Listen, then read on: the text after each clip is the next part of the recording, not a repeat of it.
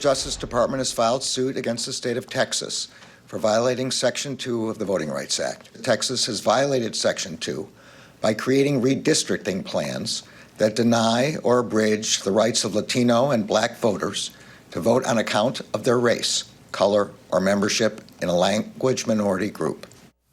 The Department of Justice is suing the state of Texas over redistricting maps that they say, as you just heard, explicitly discriminate against Latino and Black voters. Despite minorities making up 95% of the state's population growth, the suit notes that Texas designed its two new congressional seats to have Anglo voting majorities.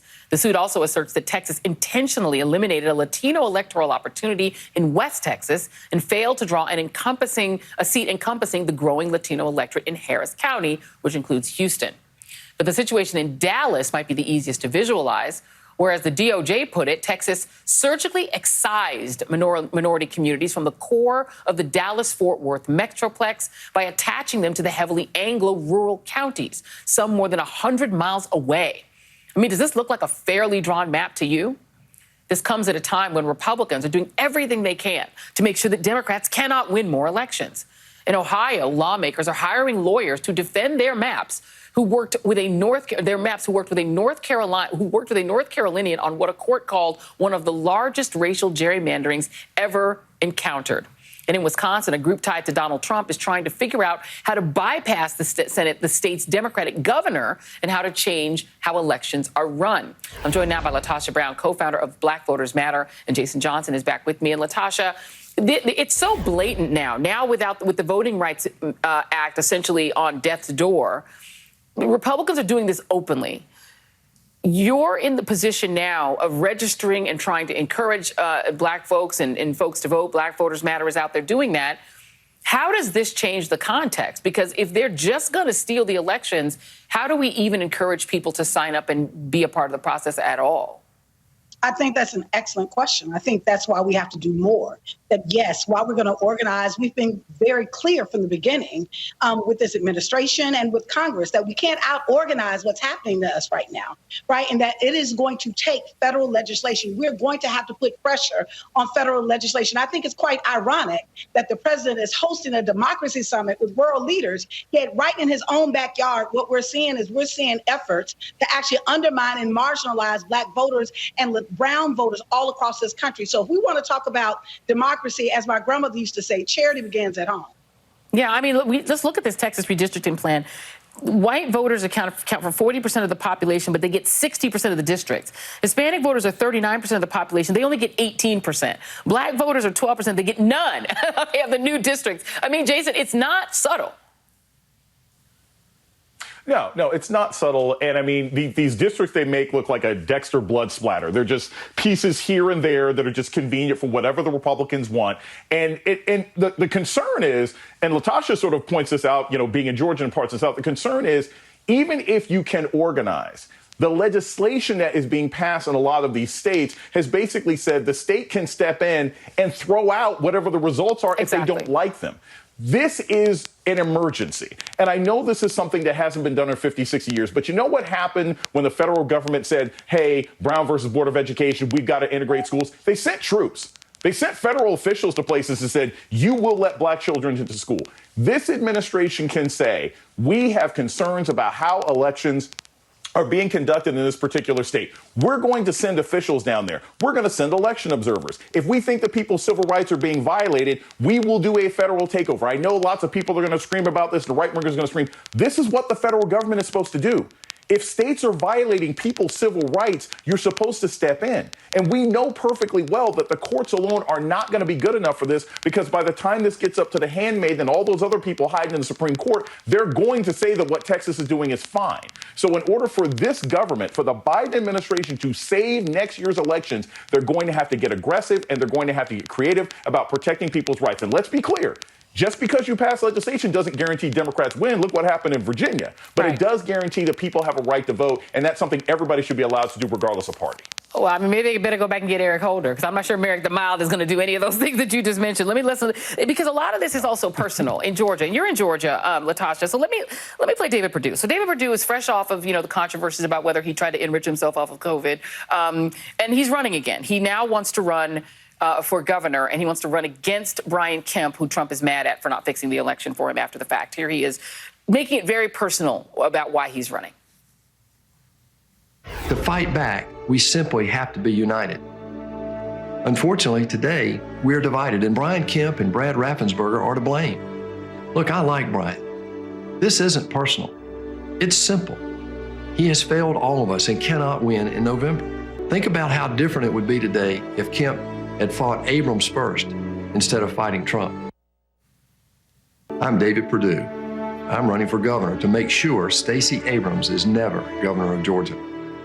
Make no mistake, Abrams will smile, lie, and cheat to transform Georgia into her radical vision of a state that would look more like California or New York. And let me be very clear. Over my dead body will we ever give Stacey Abrams control of our elections again.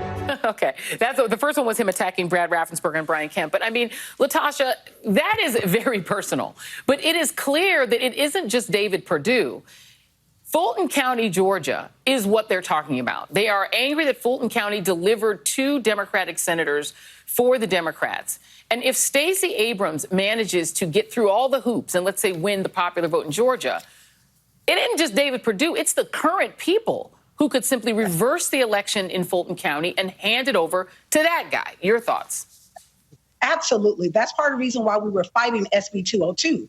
You know, right now, I have actually less voting protection in the state of Georgia than I did a year ago, right? And so when we're looking, they're doing that already. When we're looking at David Perdue, I was looking at the commercial, and it's really amazing how they have just mastered lying. That the fact of the matter that you start off with unifying, but I'm going to take on the incumbent government. That's a lot of unity right there, right? And so I think what we're seeing is the Republican Party is imploding. The Republican Party is imploding in Georgia. I do think that it is going to be an uphill battle because they've weaponized the administrative process. But I do want to remind people, since 2018, the Democrats have actually captured 2 congressional seats, 2 Senate seats, 3 state Senate seats, and 12 House of Representative seats. I'm saying that to the extent that the state is becoming more diverse and actually more progressive. And I don't know whether he's planning his funeral or not, but I guess he needs to get ready to figure out how he's going to do this over his dead body. Yeah, I mean, the thing is, Georgia already looks like California and New York. Hollywood is in Atlanta. They're shooting more movies in Atlanta than they might be shooting in New York and California. When he's saying look like California and New York, he doesn't mean he doesn't want that money, Jason. He means the people of color. It's a pretty open dog whistle, because what else do you mean by look like New York and California? Your thoughts?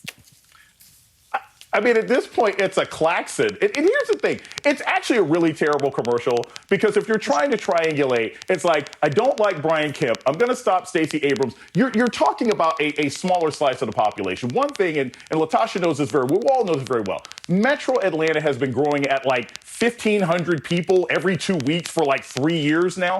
People coming to that state like Stacey Abrams. She has remained one of the most popular politicians in America by being dedicated to her state, never being a sore loser, and being focused on something crazy and generally politically neutral, like allowing people to have access to the vote. Perdue is an absolute idiot if he thinks that running his entire campaign on hating Stacey Abrams is going to win it for him. I'm sorry, I hate to break it to you, but somebody who just moved to Metro Atlanta from Cleveland, Ohio, they don't hate Stacey Abrams. That's not going to motivate them. When you see that kind of campaigning, it shows you not only that the Republican Party is bankrupt, but they pretty much think the only way they can win is by stoking racial fears and cheating, because that ain't policy. That's a personal diss track, and it didn't make any sense.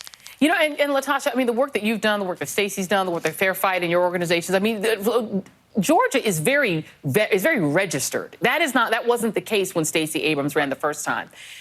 But can you talk to, you spoke a little bit about the president, but the Biden administration told y'all and has been very mild about the threat here, because I think they're assuming that Stacey Abrams' popularity, that the things that Jason just said about people liking her is enough, and that you're going to go out there and fix this, that your organization will fix this at the ballot box, that they don't have to do anything about it in terms of the law.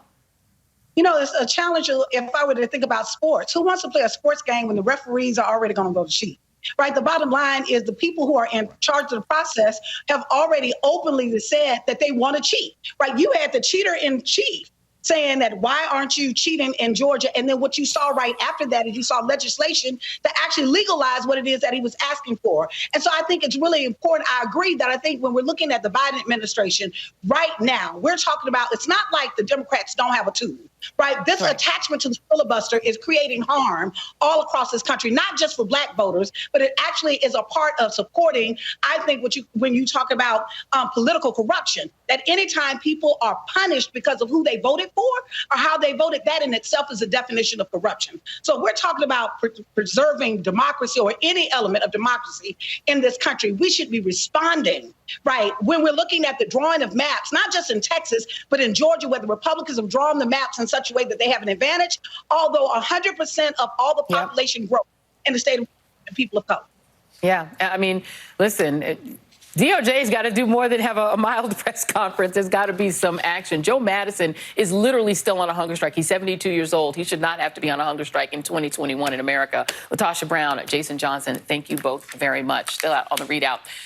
New York City launches what it calls a preemptive strike against a winter resurgence of COVID with its most far-reaching vaccine mandates yet. This as the Republican death cult doubles down on spreading dangerous vaccine misinformation. We'll be right back.